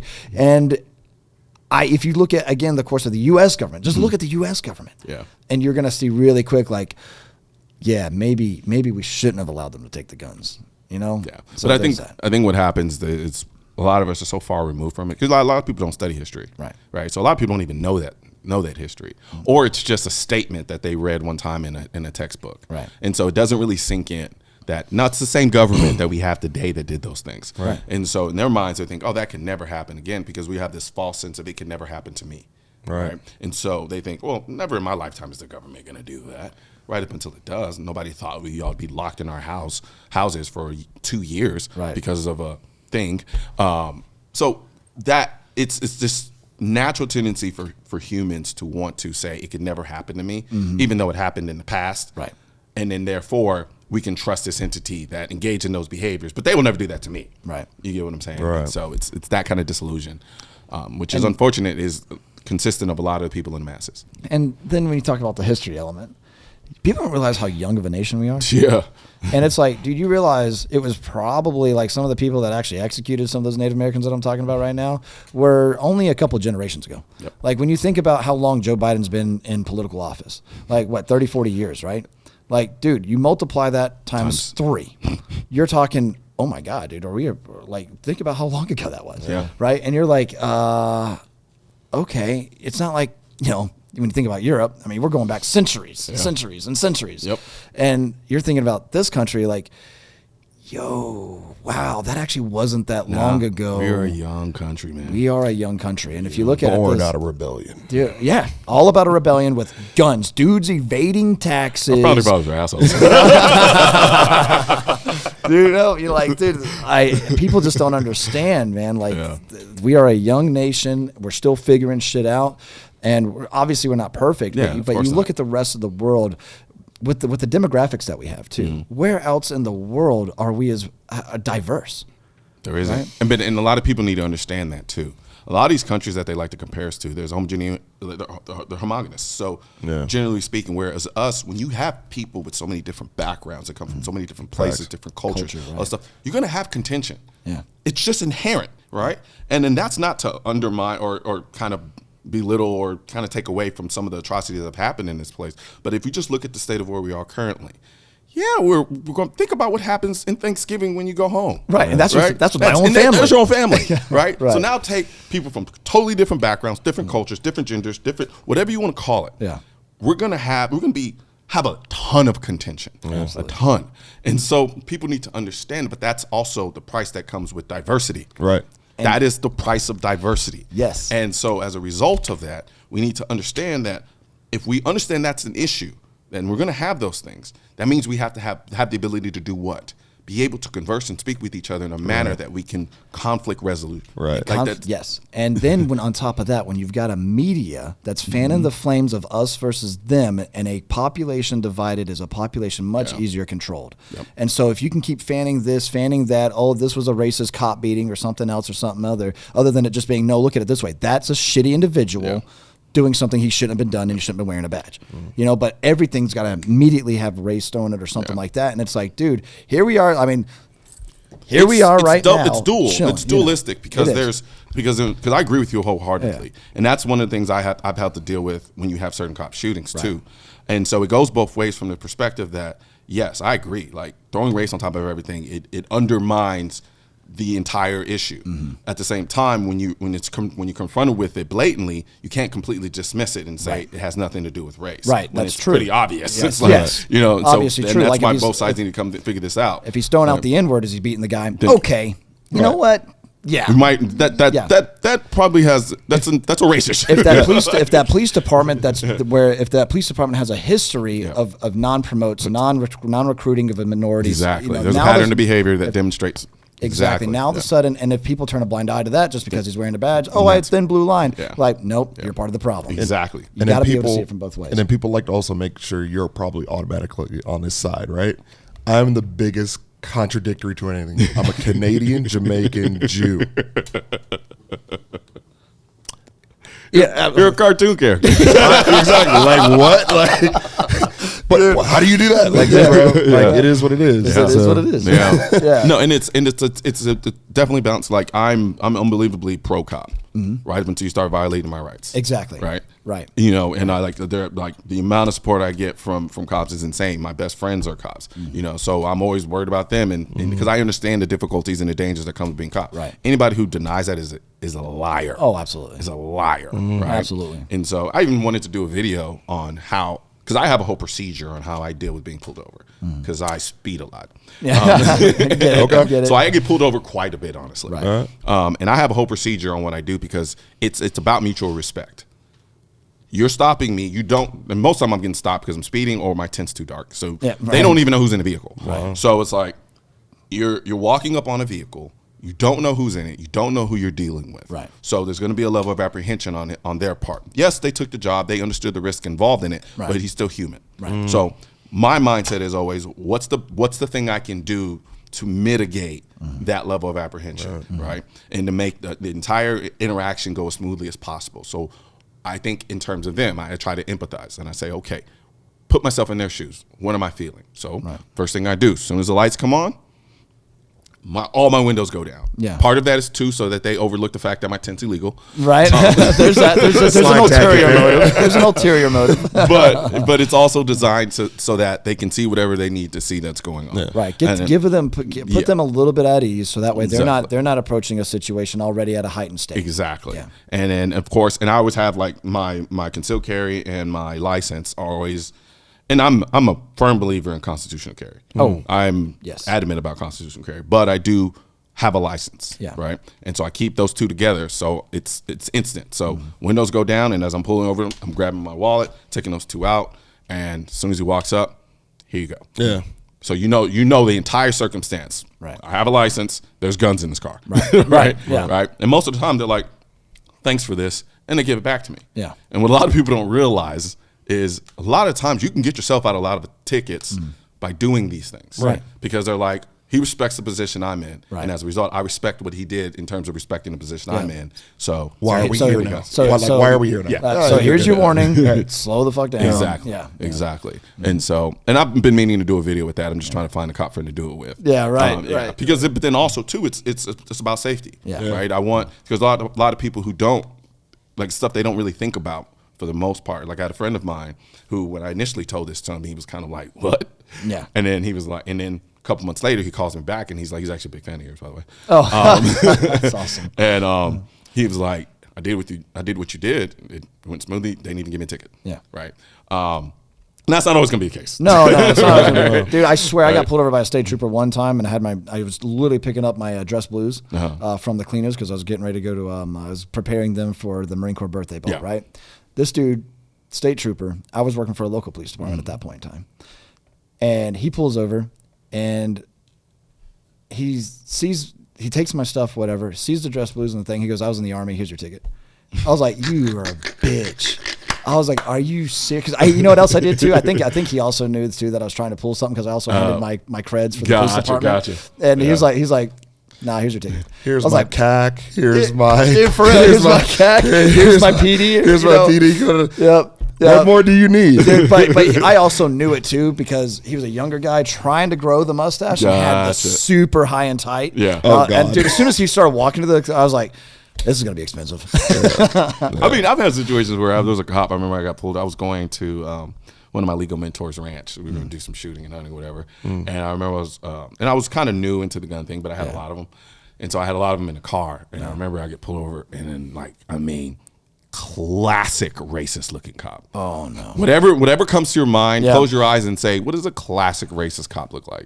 That's what he looked like. Yeah, overweight. Right? Actually, he wasn't overweight. He wasn't? I think that's just the mentality of like, I just think so little of a person like that. Yeah. I just assume that they're out of shape. Yeah, no. Gotta adjust the belt. Yeah, right. Like coming over here, he's got the donut stain on him, like all that shit. Yeah. And I'm kind of like freaked out because I'm like, man, I got a bunch of guns in here, right? So my mind is like I'm a young black dude with a bunch of guns in the car. I'm like, and so he comes up, he asks me, he's like, "Hey," he's like, "You have any guns in the car?" I'm like, "Yeah, a lot." Yeah, I do. And so then he's like, "Where are you going?" And I was like, "I'm heading over to my legal mentors, yada yada yada." And he's like, "What do you got in the back?" And so I was like, shit. Yeah. And I was like telling him, he's like, oh, okay. He's like, I got one of those. We ended up standing on the side of the road for like 30 minutes. Just talking about guns. That happened to me. Yeah. That Oh, happened to really? me. Yeah, the guy saw my TAC ops and he was like, is that an Elval? And I was like, Yeah. I was like, Wait, whoa, what? whoa. It's like, did we just become best friends? All right, well, I'll be riding to the same route tomorrow if you want to pull me over again. Yeah. You know, we'll talk more guns. You know? That's cool, man. But Yeah. part of me thinks too, like you just fuck with the guy the next time. Like you like cocaine. I got cocaine in the back. You got me. There was this one time I was driving. It was a route known for kind of drug trafficking. Yeah. And so I got pulled over 5 times in like 20 minutes. What? Yeah. 5 times in like 20 minutes. Is that just because you were just like, I'm just gonna speed to the next one? No, I wasn't speeding. You weren't speeding. Every time the context was my tent. And I mean, I think I was in the G63. Okay. And so they pulled me over. First guy gave me a warning. Yep. And then I got pulled over again. I was like, hey, like, I got pulled over like a couple minutes ago. Like, and he gave me a warning. They let me go. Like, I got pulled over 5 times, but never got a ticket. Yeah. Right. Because each time they just wanted to see. Yeah. Now, in all fairness, like, it was a high drug corridor. Like, Right. I mean, like, they ran a lot of drugs up and down that Right, highway. right. And so I finally got to the last one. Yeah. And then I showed them the warning, and then I go back to the car, and then it was a male and a female. Yeah. And then the female comes back, and she's like, "Hey, she's like, do you do like YouTube stuff?" Oh, Things yeah. like that. And I was like, "Yeah." And then the guy goes, I knew it. So now we're on the side of the road taking pictures and shit. See, that's what it was. They were hopping on the radio each time. Like, yo, Colion's driving out. Yo, I'm gonna Colion's stop driving him. out. Yeah, because they heard each other on the radio. Like, show me out with Alpha Victor 3-4. You know, like whatever. We got let's say we got a black male, aged about maybe early 30s, late 30s, and last name that's November Oscar India Romeo Colion. Well, the funny thing is, my license doesn't have the name on there. Oh no! Well, yeah, it no, doesn't. yeah. So, but it's just be funny, like Yeah, there they'd be over there like, put 2 and 2 together, right? Now there've been some that didn't know who I am and still gave me a ticket. Yeah, What? of course. I mean, I was going pretty fast. In all fairness, All right. Yeah. Fastest have you ever been clocked? 110. okay. Really? Yeah, I think. And now, did he put that on the ticket? No. No. That's why I got the ticket. Yeah, right. Like I probably should have went to jail. Right. Like, I got pulled over for 142. Wow, how did you not go to jail? You did go to jail. I completely apologize. He was more mad at the fact that what were you doing? It was at 2:00 in the morning, coming on 485. Oh yeah, 45's a good one, man. It's a good one. It's a straight shot. It's straight. And he was just kept it real. He wrote me a ticket, but he wrote it for 100. Yeah. And it's 65. And I said, okay, fine. And I was like, I know my lawyer can get me out of this. I did flash him my DOD ID. Yeah, there you go. Which yeah. like I did do that. I was like, oh, here you go. He was like, you know what? He's like, listen, it's 2:00 in the morning, man. It's like I know there's nobody on the road, but just slow it down. He was like, I was doing 150. Yeah. And I was like, It's like, why were you trying to break the law for somebody catching breaking the law? Come on, man. Yeah, that's not how this works. Yeah. but he was sitting, I was, Yeah. what scared me was the lights that just came on out of nowhere. And I was just like, oh my God, that would freak me out. I even swerved a little bit. As soon as it comes up, damn. I was in the M5. I was trying to get it. Oh, So- dude. Speaking of, so I had the dumbest excuse I've ever given for speeding. Go ahead. So I had just picked up an M6. Okay. All right, I picked it up from Houston, and I remember I was booking it. Yeah. Right, and cop pulls me over. He goes, "You know you were doing whatever speed I was doing," and then he was like, "What's the rush?" I was like, "Sorry, officer, there's no rush. It's just a new car. They told me at the dealership to break it in." I literally said that out of my mouth. I literally was like, they told me to break it in. Yeah. And then he just started laughing. Yeah. He gave me a ticket, but he was like, he started laughing. Yeah. He was like, really? He's like, that was your excuse? I was like, I'm sorry, I could tell you I got to take a shit, but then I'd be shitting in my pants if that was true, right? Like, damn. I got a ticket on a test drive, man. Yeah. Stop it. I'm serious. The salesman is sitting right next to me. Yeah. And the guy wrote it for literally, he was like, all right, I'm going to help you out. Yeah. He wrote it for 5 over. So I was like, this one I didn't even get a lawyer for. So when I got to court, the DA looked at me and was like, get out of here, dismiss. Yeah. Appreciate you. Yeah. Like, what? Secret thing, traffic court, they don't like going to trial. No. They don't like going to trial. You didn't hear that from me. Yeah. Insider information. They gotta get, especially juries. Yeah. Yeah. You didn't get that from me. So. Yeah, it just takes too much time out of their day. But it goes to show, though, like if you're respectful, you know, doing ultimately the right thing other than the speeding part, right? Yeah. Whatever. That goes to show that. I mean, you guys are, you know, you haven't been locked up as far as I know, you know, and never been arrested. And you guys are still here without any holes in you, and, you know, everything else. It's amazing what a little bit of respect can do, and you see that not just in, you know, traffic violations. Yeah, it's just people in general. Just people in general, and that's what I'm saying too, because I've seen you, like, dude, like how much I appreciated like Bill Maher. When you were on with Bill Maher, that kind of like changed my like my perspective of him. Yeah. Because even though like the crowd started booing you at one point, he was like, no, let him speak. Yeah. You know, and I'm like, yo, I respected him for that, because he always came off to me as like a smug little asshole. Yeah. But I have a profound level of respect for Bill Maher. Yeah, Like, and that I was like, dude, that's how you initiate positive change right there. And I was like, you know what, man, might not agree with you on everything, but I respect that. Honestly, it wasn't even that that gave me level of respect for him. I mean, it was. Yeah. But really, what it was he was fearless. Yeah. Because most platforms of that magnitude on that side of the issue would never bring someone like me on. Right. And especially on a show that I think it's live, if I'm not mistaken. And he was willing to go toe to toe. Right. And, you know, take a couple of hits on the chin on the issue. Yeah. I develop an insane amount of respect for that guy. Yeah. As a result. And so anytime I'd go back on there. Now, that panel discussion, that was a different story. I don't know if I told the story. Like, so honestly, I'll admit the panel discussion wasn't my best showings. Yeah. And the reason is because it caught me by surprise. Yeah. So after I did Bill Maher, like, I was so locked in during that conversation that I had an adrenal dump. Yeah. So when I was done, I was going through adrenal fatigue. Yeah. So I'm sitting in the back, like, thinking I'm done. Right. Right. And so I'm like, whew, didn't fuck that up. Yeah. You know, right?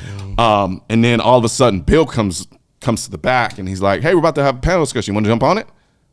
I was like, oh shit. I'm like, my mind, I'm not even in the room. Yeah, you're checked out. Yeah. You're done. And I'm like, well, I can't say no. No, right, yeah. So I was like, sure. So jump on a panel. Everyone on the panel is anti. Of course. Everyone. Wow. And we're talking about people I grew up watching on TV. Right. So now you're like, Yeah, dude, I'm like, oh, what the fuck? I was like, I watch you on CNN. Right, What the yeah, hell? no, And I'm like, yeah. and then he says something stupid. I'm like, that's not true. And I was like, oh, Collins, why'd you say that? Like, I couldn't help myself. I was just gonna sit on the panel and not say anything. Right. Because I'm spaced out. Right. And then at one point, if you go back and you watch, I think they just took the video down actually, copyright, whatever. But if you can find it, if you go back and you look and you watch me, I'm checked out mentally. Yeah. And then Bill says my name. Yeah. And I'm like, Oh. like you'll see me kind of shit. like, I'm back. Shit. Yeah. Yeah. Like I'm on a live hot debate right now. Right. And one thing I learned from that was understanding, like if you ever do like that type of media, Right. it's soundbite. Oh, yeah, Right. dude. They Yeah. clip, they grab, they Yeah. want just to get, But all of it is really time. It's time. They don't have the time. So like my manner in which I have discussions like that is by way of Socratic method. I ask questions, right? The problem with that is you don't have the time to unravel thought on panels like that. Right. You make statements and you go. Right. What I was trying to do, and there was like an exchange between me and I can't remember her name. She was like a Democrat strategist or something like that. And I started asking her questions to get to the root of what I was trying to explain to her. The problem is one, she's going to try to dodge. Oh, of course. So I can't nail her down with questions like that, and I don't have the time. So by the time I get to the point I'm trying to make, they're moving on. Right. You know, and so I couldn't get to the point that I wanted to get to. Yeah. And that's just experience, really. Yeah. That's what it boils down to, is understanding what platform you're on and how you need to tailor and craft your argument or your talking points in a manner that's conducive to it. So like when I go on Fox or whatever, like I don't care what they ask me. Yeah. I already know what I'm going to say. Right. Because I only have a minute. Yep. Right. And so I'll quickly address what they ask me. So you'll and then find a way to get to that statement. Exactly. And then make the statement that I want to make. Right. And the funny thing is with those two is they like it when you talk a lot. Oh, yeah. They rather have to cut you off because you got to think about it. You're one of like 10 guests that they've had already. Yeah. So they're like, shit, if you can do half my job for me while I'm on here, do it. Right. Right. But that's one of the reasons I love doing Tucker too, because as I say, I've seen you on Tucker. Yeah. Tucker will let you talk. Yeah. Sometimes they won't. They'll kind of cut you short and kind of do things like that. Tucker's like go, but that's because Tucker can flow with anything. Yes. So if you go here, because sometimes I can speak with some like anchors, and I'm like, they don't really know what to say here. Right. So then they'll just kind of go flip it to something else. Tucker will go with it. Yeah. Right. But he has that intellectual ability to do that. See, that's what I was going to say. It takes intellect, Yeah. because it's a sign of intellect to be able to say, can you elaborate? Yes. Can you elaborate? Because I might not have that understanding. And if somebody says, I'm not familiar with that, can you elaborate? Yep. That right there, I hear that and I'm like, yeah, that's a person. okay, that's somebody that's willing to listen and to learn. Yep. And that's a changer. That's a game changer right there. That's somebody that's willing. That's, in my mind, a leader, right? Yeah. Because that's somebody that's then able, well, if I can learn, maybe then I can actually establish some true change doing this, that, and the other. That's cool. And Tucker, you get that from. Yep, absolutely. Tucker, you definitely get that from. And I think he did great by kind of leaving Fox too, and he's doing Tucker things. He's doing Tucker things. You know what I mean? Which is awesome, man. Yeah. Which is really good. Yeah, people don't know how cool Tucker is actually behind the scenes. Yeah, he's cool as shit. It's just like he's kind of like an intellectual frat boy. Yeah. Oh yeah. Is there such? There is. Yeah. Right. He very much is. It's like he's very cool. Yeah, man. So what's been like one of your more challenging, I guess, obviously being on that panel is something that was really challenging, but what else like have you been confronted with where like have you ever this is the question I want to ask because I might have a little bit of cockiness to me and I've literally stated like on my live streams and everything is like if you think you have a good pro gun control anti-gun argument, bring it to me. I bet you I can defeat it. Have you ever found yourself asked a question where you're like, you know what, I'm gonna have to get back to that, or because it seems to me like the 2A argument is so cut and simple.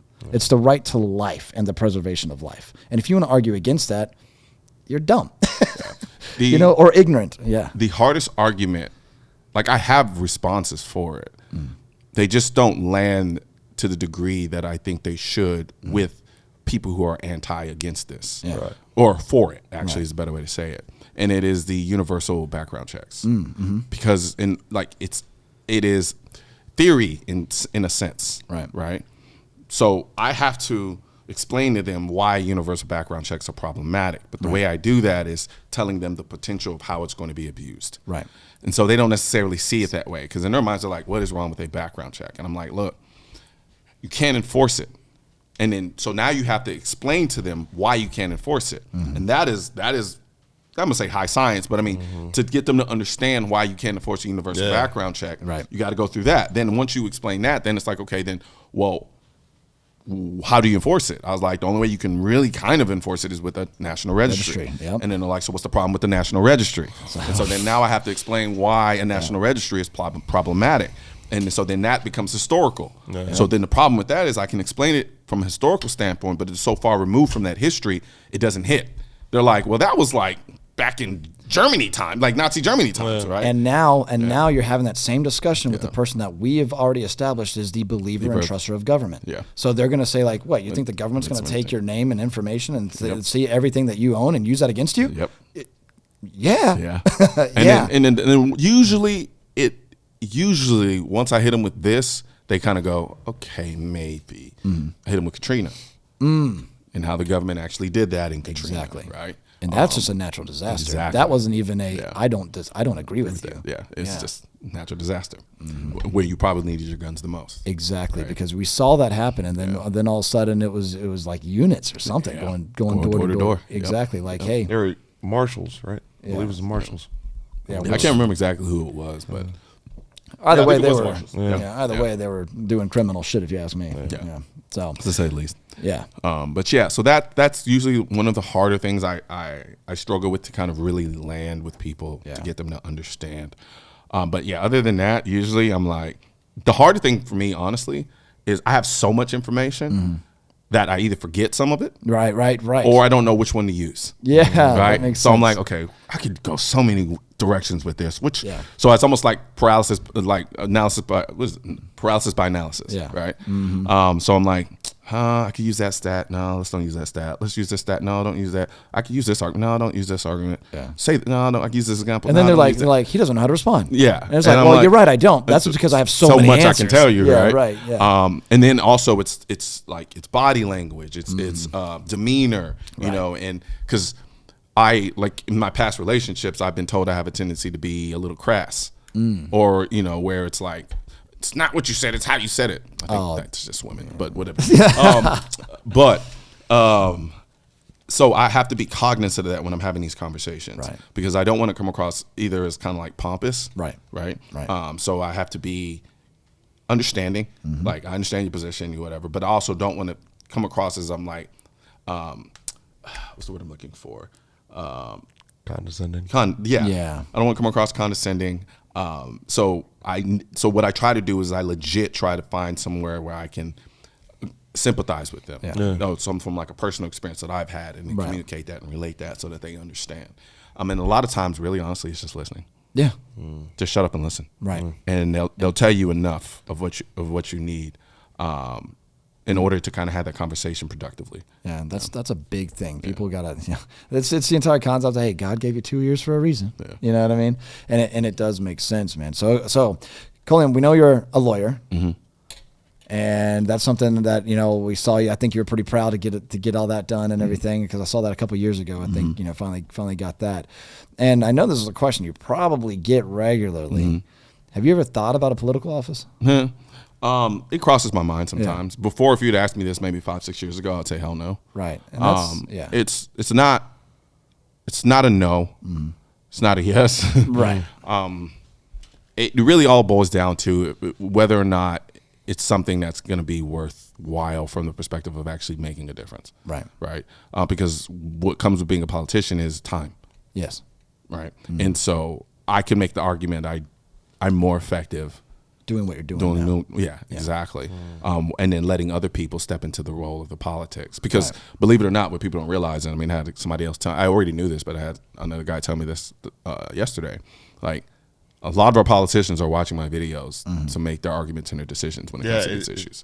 Right. And so you're influencing in that sense. And this is, people put it like a negative word on influencer. I or a negative connotation. I kind of do too, but I was on Chris Toronto's podcast, and I said, if you want to consider me an influencer and I'm influencing people to exercise their Second Amendment right and to stand and fight for it, then cool. Yeah. I'm cool with being I don't an have a problem influencer. with calling it an influencer. But you got you might be even influencing politicians, and which are policy makers, and they're supposed to be, again, quote unquote, representatives. I despise when people say, "Oh, our leaders." Like no. Like, the only one that can be considered a leader, and that's only because he's the president of the United States, and he's the ultimate. He's at the top of the chain of command. Acting CEO. Right. And you could say that again, puppet strings. And it's like, dude. So I despise the word leaders whenever they're referring to representatives at that time. And if you're having a positive influence, especially for the Second Amendment, on politicians, multiple politicians, because the moment, you already got that, anybody left-leaning or anti-gun, they're going to look at you and just be like, enemy, right? No, not going to listen at all. And some of them are actually like, again, intellects that would at least be willing to listen. And that's the biggest thing, is getting back to that, is listening, right? And I respect Brendan Herrera for what he's doing, but it's not just for guns. He sees the issue within his congressional district in Texas, and he's like, and my opponent sucks. He's like, sucks, and this is what he's trying to do to my hometown. And so that's why he's like, I'm going to run.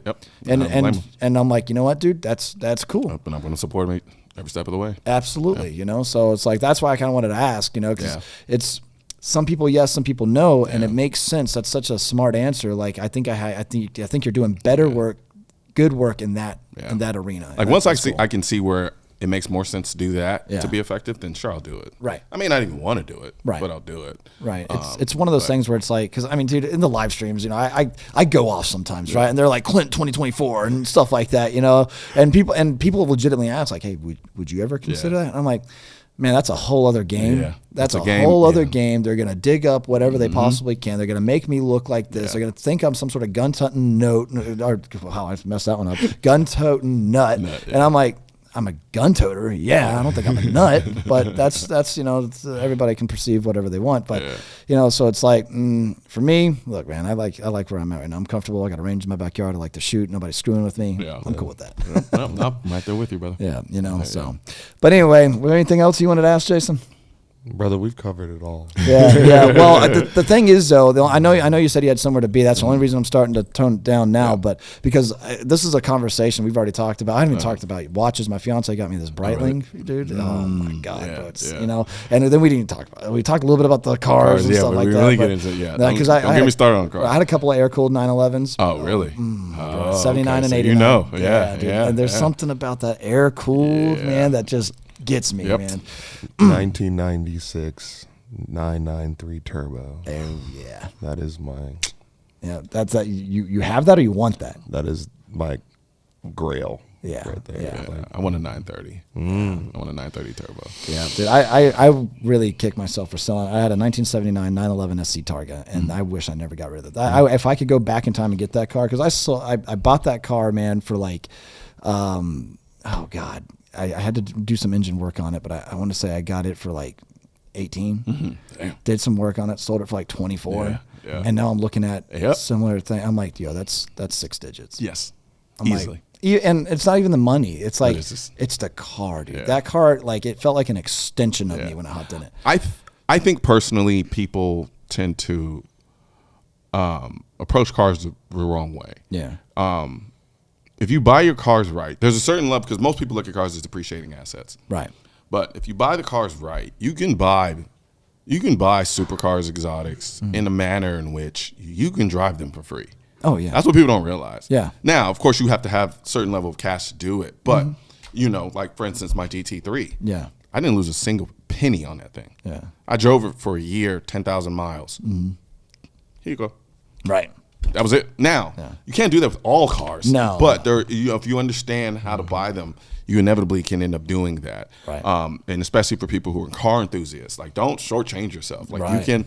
there are ways you're gonna have to do some research and whatnot, and understand what cars hold their values better than others, and understand the market. Like right now, the market's kind of tanking. Right. But but is it really? Yeah. Because it got inflated because of COVID. Right. And so now it's just recalibrating itself back to normal levels. Right. But people are calling, oh, the market's crashing. Well, you're charging an extra $100,000 on a car that was only 98 grand. Right. So it's like, no, it's not crashing. It's just going back to what it should have been. Right.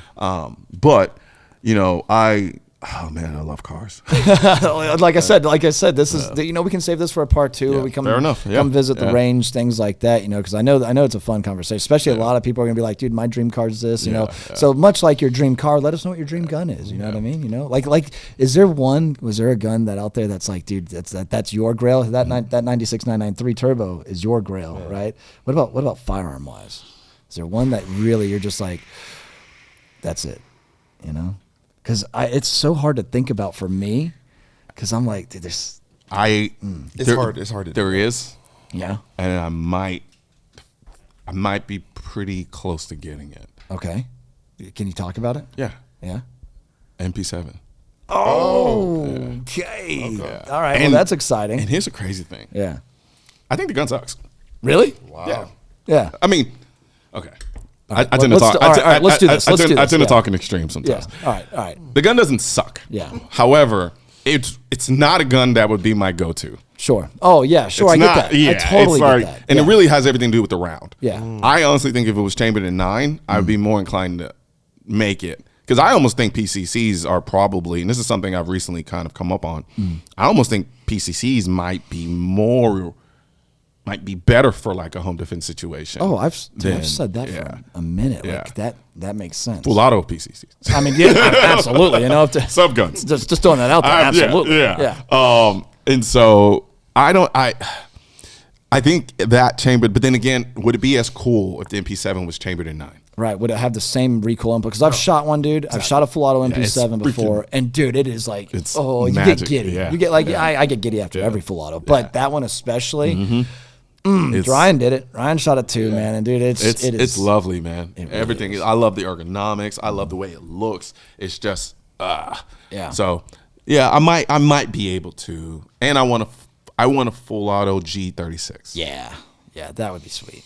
I haven't shot one of those Filato, but that would be. Yeah, those I've shot. It's a sewing machine. Yeah, really. Yeah, it's not. It doesn't have a very high. It doesn't have a super fast cyclic rate. Yeah. But I mean, the way it's just like Yeah. It's I love it. I love it. That's But, awesome, yeah, man. Yeah. So that's mine. There you have it. MP7 is definitely up there. That's for sure, dude. But shooting a Filato G36 would be pretty dope. Is there one that comes to mind for you, man, or you just like I want them all? To me, I like a machine is a machine. So, Yeah. that old school. I don't know. I really don't know, man. See, Filato doesn't really vibe. That's because you have no soul. I have been told that. I don't know. yeah. See, I love me some Filato. I understand too where you're at. See, the reason Filato doesn't really vibe with him, that's because that finger of his is Filato. Fair enough. This dude, Fair enough. I've seen him like outrun triggers that shouldn't be outrun. Like outrunning a Barrett M82, that's pretty easy, right? Now, I want you to explain real quickly. When you're running and trying to run a trigger fast, are you trying to pull it fast? No. What are you doing? So I already know the answer. So I just want you to explain for people who don't know. The way that I do it is I'll get the first couple shots just to get a vibe for it, and once I feel exactly where that wall and break is, I'm literally positioning my finger right there, and then I'm just pulling back. Yep. Yeah. It's about distance, not speed. Yeah. Correct. Yeah. Yeah. So yeah, if you can eliminate that travel time, Yep. that's where it's And at. then when you find that it's just right. Yeah, man. It's such a good time. Yeah. Man. Well, Colion, dude, this has been such a man. great Thank time, you, man. sir. And honestly, you need anything, you want to come visit us out at the warehouse, enough. do a couple of range days or something, we're totally for it. I think we got plans to be back in Texas at some point this year. You know, Yeah. I'll hit you up and go get some tacos. But this time we'll roll deep. See if anybody wants to fuck with us. Yeah, again. exactly. I told some of my friends what happened. They was like, "Why the fuck did you not call us? We would have set a trap." And they're dead serious. And they're team like- guys too. So oh, it's yeah, they'd have been like- like Bravo 6 going dark over here. Let's I go. was like, hey man, I was like, it happened pretty fast. So I Right, was like, right. but And you're not thinking about calling your friends no, at that right. moment, you know? You're like, shit, man, if somebody was beating in the door, maybe, you know? But like, oh, man. But Yeah. again, thank you so much, man. appreciate it, Hope man. you've I been had a great enjoying time. Yeah, hope Yeah, you've been I love enjoying the show this year, too. Yep. And I know it's always a lot of steps and everything. And pop that vitamin C, bro. But Yeah. all right. Oh, I know. Yeah. Now, before you go, in case there happens to be somebody who doesn't know where to find you and all that type of stuff, go ahead and drop your socials and all that. I'm Colion Noir. I'm on Instagram, Twitter, YouTube, Gab. Did I miss anything? Facebook. Yeah. I'm pretty much every major platform. Right. I got banned on TikTok. I made another account on TikTok. I don't really post as much yet because I don't even know what I can post without getting banned again. I don't really like TikTok. Only reason I'm on it is because it's such a wide audience and they're younger. And so being able to reach them is important. But yeah, so. Fair enough. Well, thanks again, man. Absolutely, bro. Always a pleasure, bro. Absolutely. Thanks, man. Guys, don't forget to check out Colion Noir. We'll see you next time on the CF podcast. Thanks for tuning in. God bless.